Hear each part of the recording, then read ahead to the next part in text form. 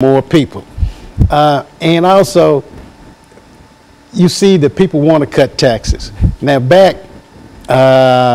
in the 60s and 70s, we had a program called the CETA program, where various youth, if they had to fit a certain category, had summer jobs. And we got those young people from the various schools, but they don't do it anymore. And I think that's one thing that you're leading up to, is that we don't have the jobs in the black community. That's why the unemployment is very high in our community.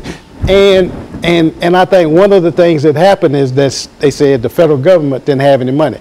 I remember back around in the mid-90s, we had a discussion with one of the teachers. I had a discussion with one of the teachers at RCoure6, and he was complaining about paying too much taxes. And you know, taxes, some of the taxes that we use will go toward providing jobs for our young people.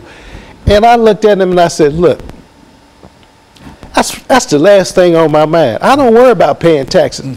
I'm happy I have a job. Now, I know that some of these taxes that I pay is going to go back and help people who are less fortunate. So the amount of taxes I pay doesn't matter, and it's not hurting me anyway. They just thought the tax rate was too high.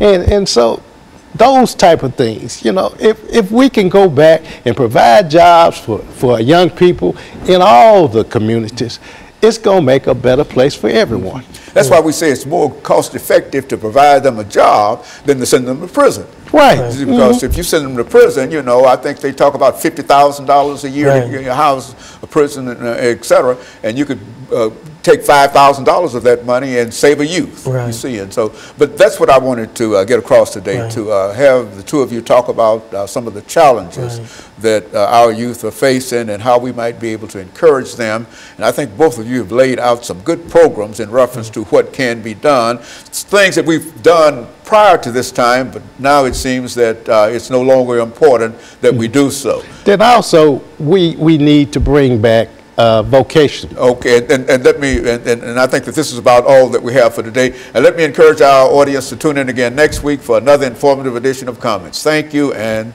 good morning.